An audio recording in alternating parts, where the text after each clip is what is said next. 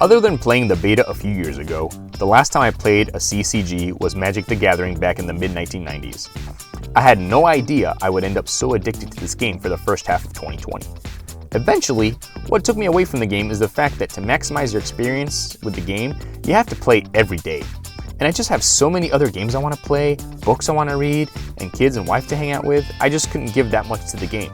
I do still have it on my rotation, so I'll get to it now and again. And when I play, I find it quite fun, so I think Gwent will probably be with me for a while.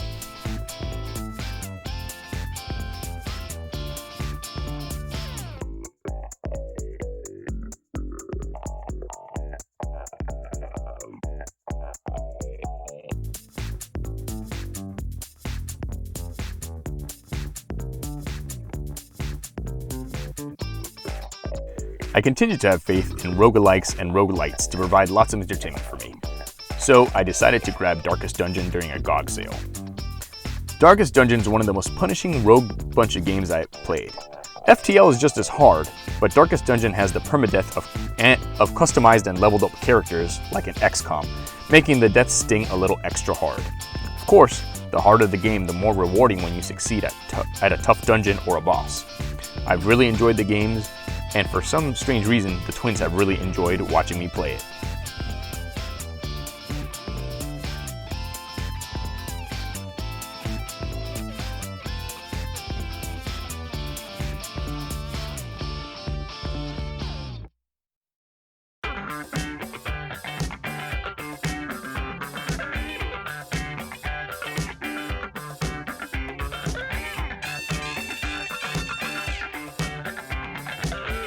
The original Spelunky is one of those games that slowly grew on me over its existence. When Dan first introduced me to it, I mostly just found it chaotic and not much fun. But by the time Spelunky 2 was announced, I was in quite a bit of anticipation for the release. Once it finally came out, it was a blast to learn the new mechanics and to play with the kids. They've been honing their platform skills on the original for a few months at that point. It's interesting that lots of people have complained that Spelunky 2 is too hard, when I've been able to consistently make it out of the caves, and even to Olmec, while I rarely made it past the grass levels in the original Spelunky.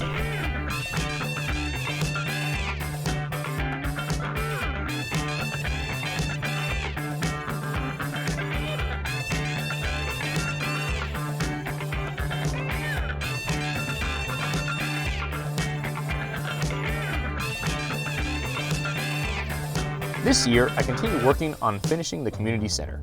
Concerned Dave also released an update that added fish ponds, giving me something else to work on while waiting for the fall to arrive so I can catch my last fish. Then, during the quarantine, the kids, and eventually wife, started playing Animal Crossing. My eldest favorite thing to do was to beautify the island, and that made me inspired to make my farm look a little nicer. So that became my new goal while waiting to finish the game.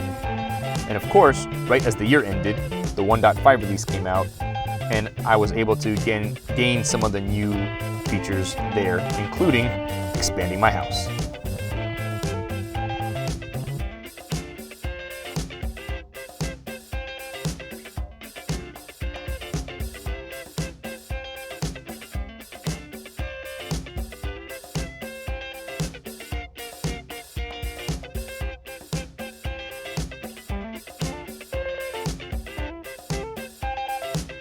This was one of those Humble Bundles that turned out to be a huge success.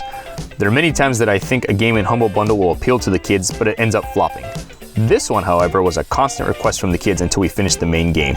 They still ask to play some of the expansion packs now and again, but those can be pretty tough. The kids do awesomely for being 8, 4, and 4, but there's only so much we can do. For me, most of the time it's a huge blast unless one or more of the kids decide to grief the rest of us. Then it becomes intolerable.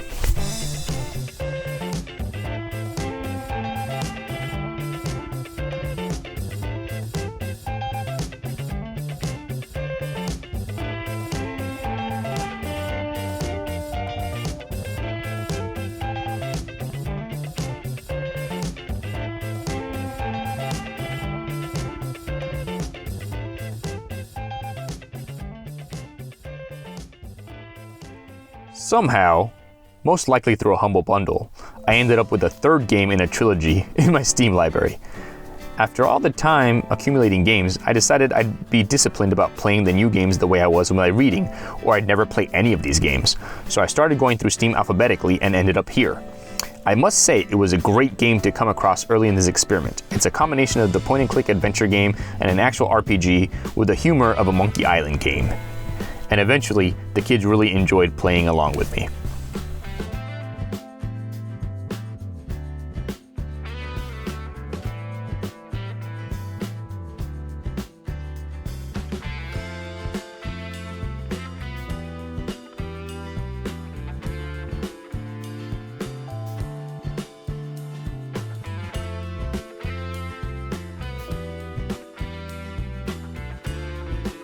As usual, I played a lot of multiplayer Civ 6 with Dan and Dave. There's always something that draws me back into the single-player Civ. I've always loved it since the first Civ, but with the vast array of games I have thanks to Humble Bundles, and my kids now being old enough to ask me to play with them, I often forget about Civ. This year, with a new expansion pack coming out, I decided to try and win as Catherine the Great. After looking at her bonuses, I decided I was going to try and win religiously or by tourism. Both are, in my opinion, the harder win conditions. If nothing else, they tend to be later stage wins, and you can end up getting beaten by someone who gets to a science victory or diplomatic victory first. I actually came close a few times, but a Minotauri was my constant foe, pushing everyone around me to Judaism and costing me victory that I might have had with just a few more turns. I also played a Cleopatra game where I didn't win the way I thought I was going to win either.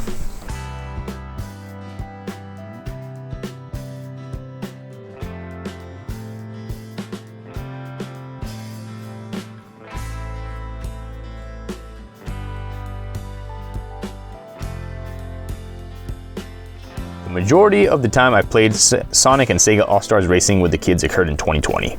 For a chunk of time, it was their favorite thing to do every single day. We unlocked all the characters and eventually all the tracks and all the music. We even moved on to the battle modes. While I think that Mario Kart tends to have better power-ups and a more chaotic and fun Grand Prix mode, I haven't really enjoyed battle mode since the Nintendo 64. I think Sonic and Sega All-Stars have a more dynamic set of battle modes that made for more varied gameplay.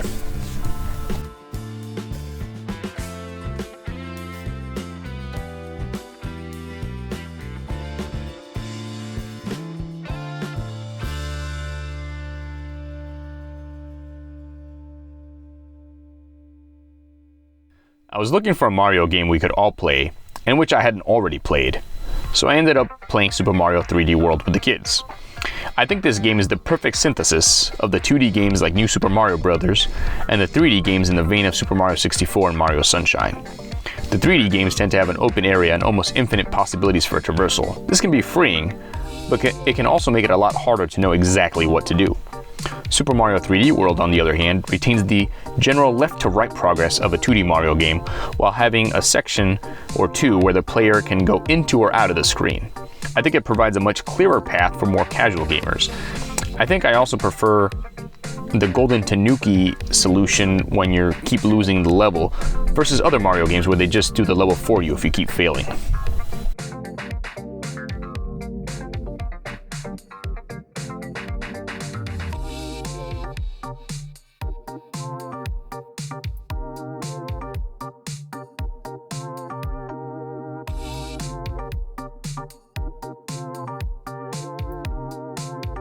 I used this game to introduce the kids to the Worms franchise, and it led to quite a number of chaotic sessions.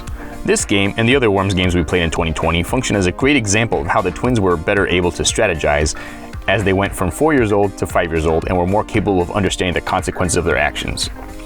At the same time, there are still moments when even Scarlet didn't quite look forward enough, allowing me to win the game.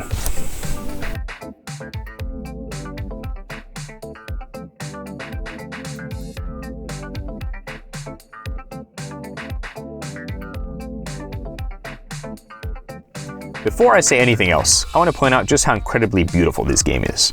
Of course, living through the computer game's young years to now, there's been a constant improvement where each game has looked better than the last. I remember thinking that SimCity 4 looked so real, but this game, when you zoom all the way in, looks just like a real working city. So, Getting to this year's game, it's no surprise to me that the same publisher and developer who makes Cities in Motion would make a city sim with more realistic transportation lines and a seemingly more realistic model for citizen flow throughout the city. Coupled with some expansion packs, or what they call DLC nowadays, I got as part of a Humble Bundle. This game truly allows you to make cities that are realistic on a level I wished SimCity 4 and the Travel expansion pack had done, without needing fan mods. If there's one thing I'm still not truly taking advantage of in City Skylines, it's the ability to make more realistic or creative cities. SimCity 1 trained me to think of city blocks, and my lamentations of real-life cities that I don't have perpendicular blocks, a la New York City or many downtown areas, have given me a mental block to work through. By contrast, there are other cities that look more realistic to the real world and are fantastical and beautiful that are created in City Skylines. This year, in addition to making use of the new DLC, Scarlett also got very involved and became my unofficial junior city planner.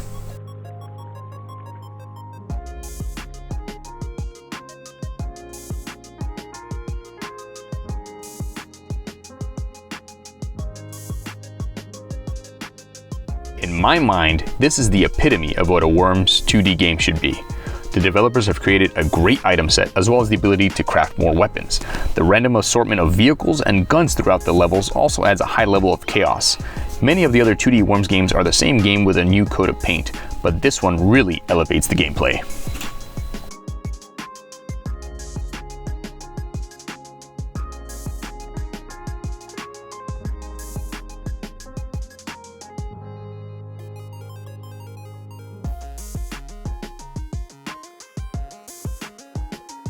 This continues to be the roguelite that teases me the most.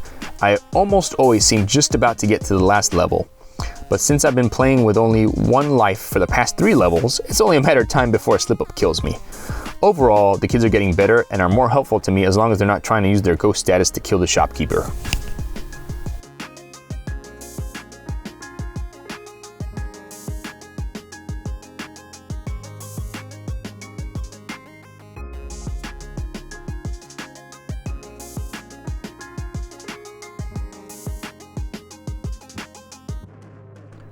Early in COVID, I decided I was going to make use of the extra time to allow for longer sessions in The Witcher 2. Oftentimes, like other RPGs, it isn't easy to just save whenever you want. If you're in the middle of a key battle or some other sequence, the game may not allow for interruption.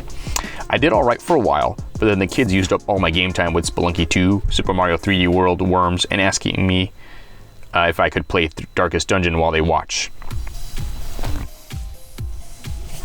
In general, I'm doing better with The Witcher 2 than I was doing with The Witcher 1, although the sequence where I had to fight the Harbor Kraken was a trip back to the way I fought in Witcher 1.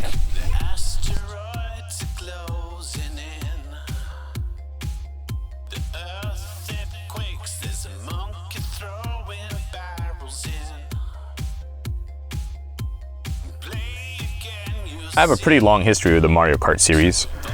My brother and I had the original on Super Nintendo, and I've had every Mario Kart since, at least all the ones for the major consoles. And it was even the reason why my wife and I bought a GameCube back in college. So eventually I decided I should get Mario Kart 8 for the Wii U to play with the kids. And it turned out to be a huge blast. We went through every single level trying to unlock everything. And the kids, now by age 4.5 through age 5, were finally old enough to be able to stay on the track and actually do really well. By the end of their tenure, they were getting into 4th and 5th place, and recently on the Switch, they've been getting 1st and 2nd and 3rd place occasionally.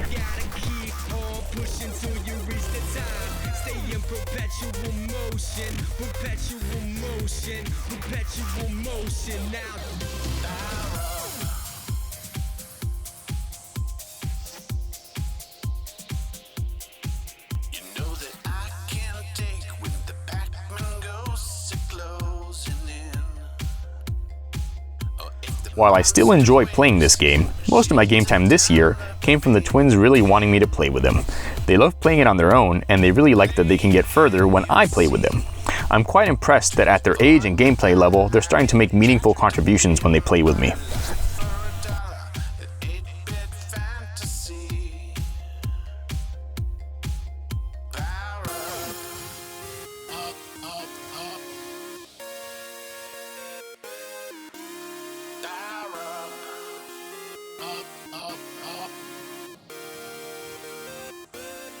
I remember hearing about this game, well, the original game, back when I still used to listen to the Giant Bombcast. I always thought the idea was pretty neat, and having done a fair bit of programming, and even video game programming, I can truly appreciate how miraculous this game is and how much code must have gone into the parser. The kids enjoyed it a lot, and I expect them to perhaps request it again once they see this wrap-up video.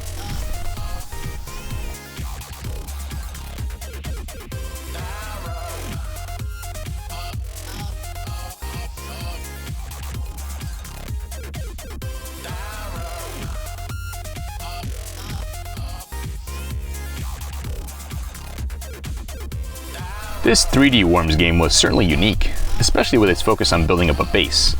However, while 2D Worms is incredibly intuitive, like its predecessors or early siblings, Scorched Earth and the Gorilla game, the 3D game makes it a lot harder to aim, to know what to do, and to hit anyone. In fact, with the world so large compared to the 2D games, we mostly ended up staying at our bases until the timer ran out and started hitting us with various random effects.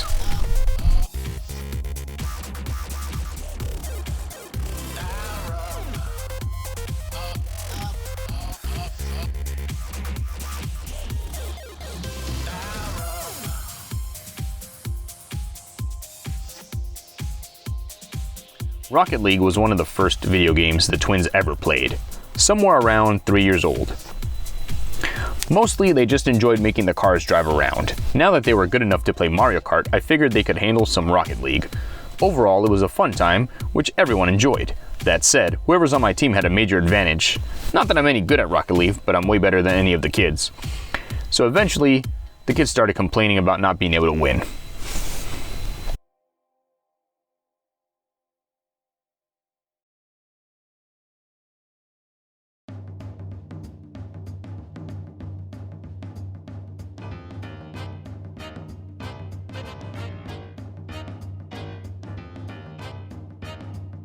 The biggest thing that keeps me from playing more Team Fortress 2 is that most rounds take quite a lot of time, so I need to have blocked out at least an hour or so if I want to play. Compare that to Spelunky, where if I'm having a good run, it takes me maybe 10 to 15 minutes to play. That said, I had a great bit of fun during the Halloween event.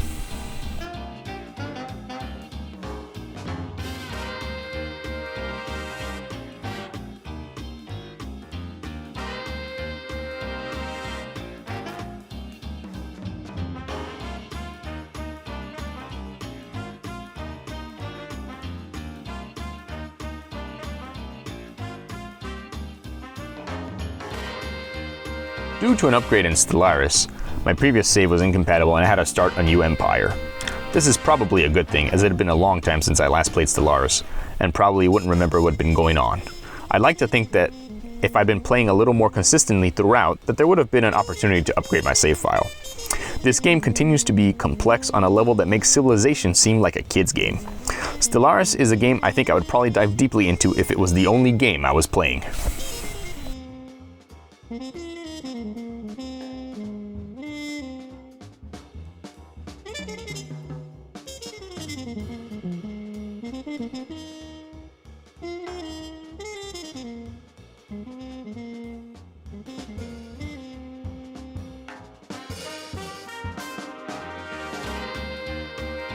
Another Humble Bundle game, and another game I got to alphabetically. A detective story that takes place in what seems to be a British dystopia full of visual metaphor. This game is a very odd duck. Part of me appreciates the artistry that went into it as a video game art piece, and it definitely seems to be saying something. I'm happy that the internet and marketplaces like Steam and GOG allow this stuff to exist. That said, I've been mostly underwhelmed by the game. I'd hoped to finish it in 2020, but I've still got a hopefully small chunk left.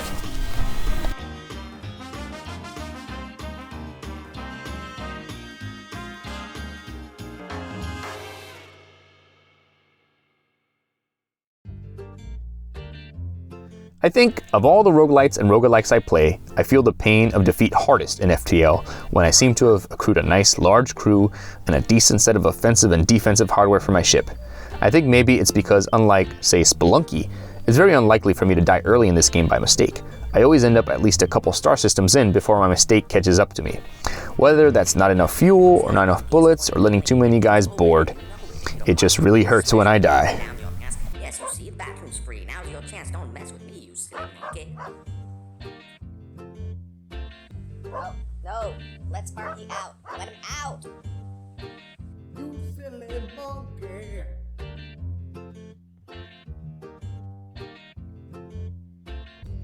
A pretty decent entry in the Worms franchise. It'd probably be my favorite if I hadn't played Worms WMD. Clean that damn machine, but then you just jump up and down on the bed. You silly monkey. You silly monkey. Can you get that? Get that. You silly monkey. I got this game when it was on sale because we had had so much fun with Overcooked 2. It really does put into stark relief the type of upgrades they made both visually and gameplay wise for Overcooked 2, and we never ended up playing this game nearly as much as we did with the first one. In fact, we still haven't finished it.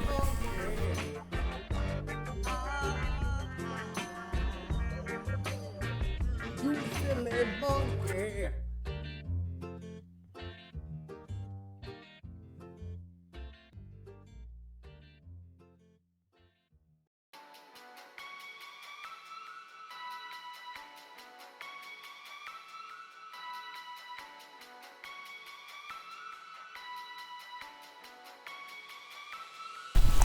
Unlike many of the other roguelikes and roguelites that I play, I think my enjoyment of this one really suffered from a large gap since the last time I played. I think it may be because this one's a little more story-based than the others, or maybe because the gameplay is a little more complex than Spelunky or Vertical Drop Heroes HD. But I didn't quite have the pleasure playing it that I expected I would from the last time I left off with my second play session.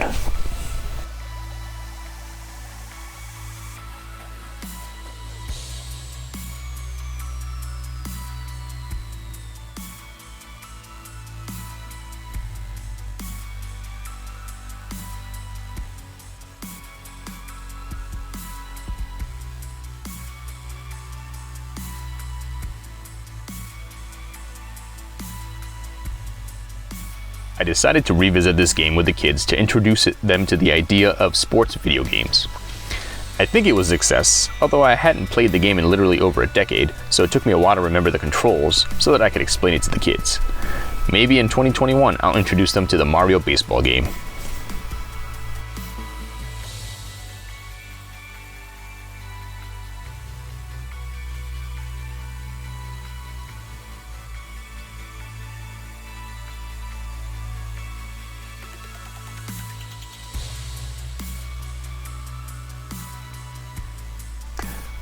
When this game first came out, I'd wanted to buy it so I could relive some of my early Sega Genesis nostalgia. I wasn't really wild about the 3D Sonic games, as those came out for systems I never had, but it still looked pretty awesome. Then there was a humble bundle that included it, and I think it's the same one where I got Sonic Racing. I've done a heck of a lot more Sonic Racing with the kids, and I've only played Sonic Generations once. I'll probably get back to it someday?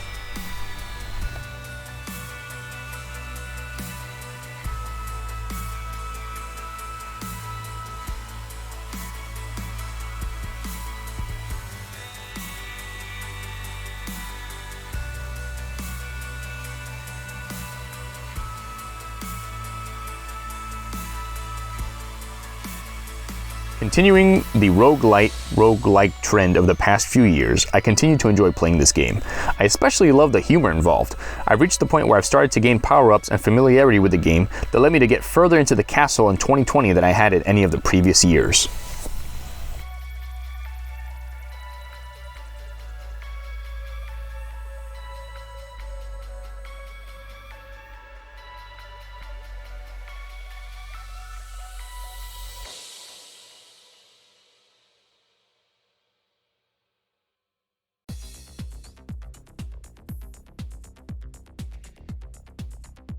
I was a huge fan of Donkey Kong Country, and I believe a good chunk of former Rare programmers made Yooka-Laylee. I wasn't a fan of Banjo-Kazooie or really most of the 3D games that came out in the wake of Mario 64, but I wanted to see if this game would appeal to the kids. The sequel certainly seems more of a descendant of Donkey Kong Country. Instead, what I got was a game that was pretty neat and had lots of jokes that went over the kids' heads. I look forward to putting this on my rotation in the future.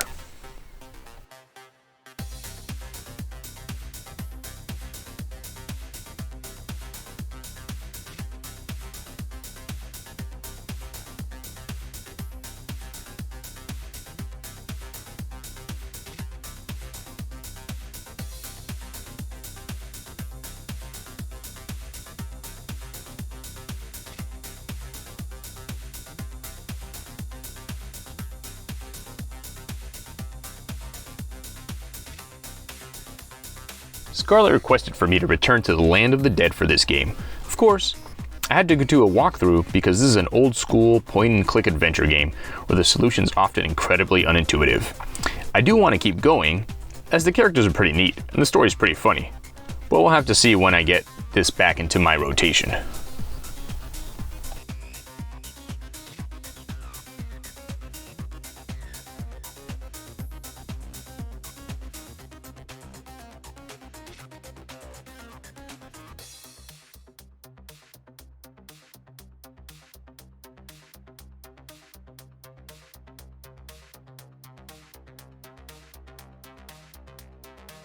I got this game as part of a Humble Bundle. I started playing during this year's COVID time at home as I went through my Steam library in alphabetical order. I didn't like this game at all. Nothing about it appealed to me, and I haven't played it since the few minutes I played to try it out.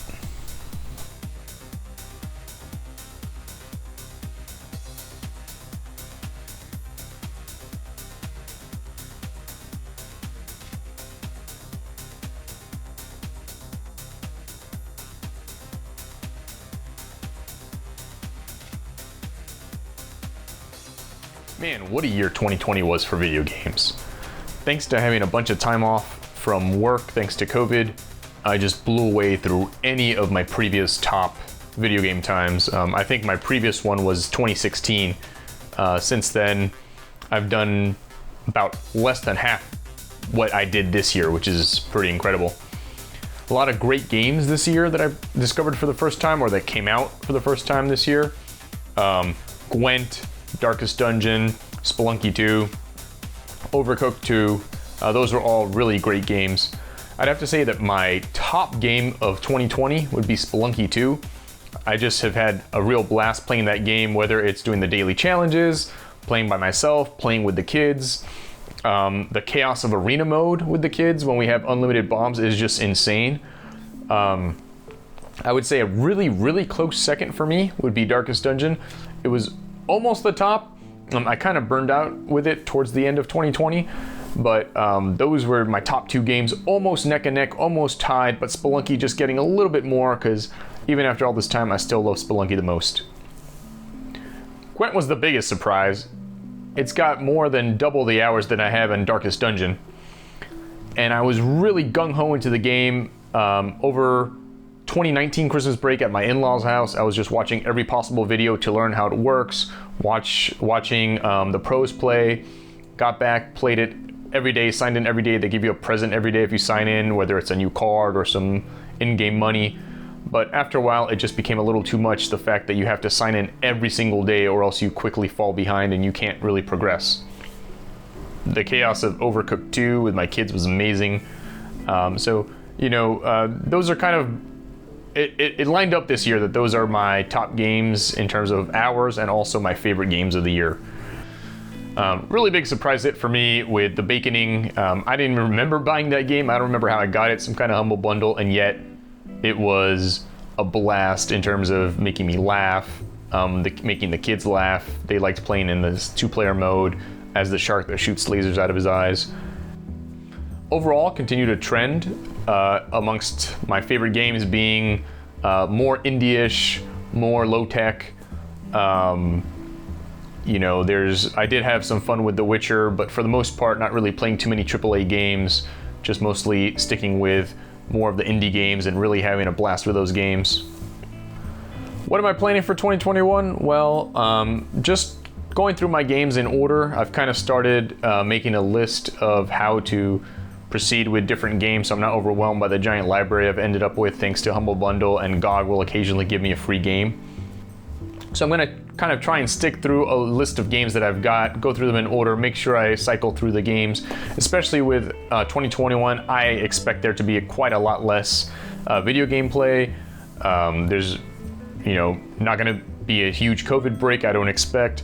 And so it'll be kind of more in line with my usual years, which is somewhere around 100 to 150 hours of gameplay, which is not a lot. Like if I finish The Witcher, that'll use up about half of that.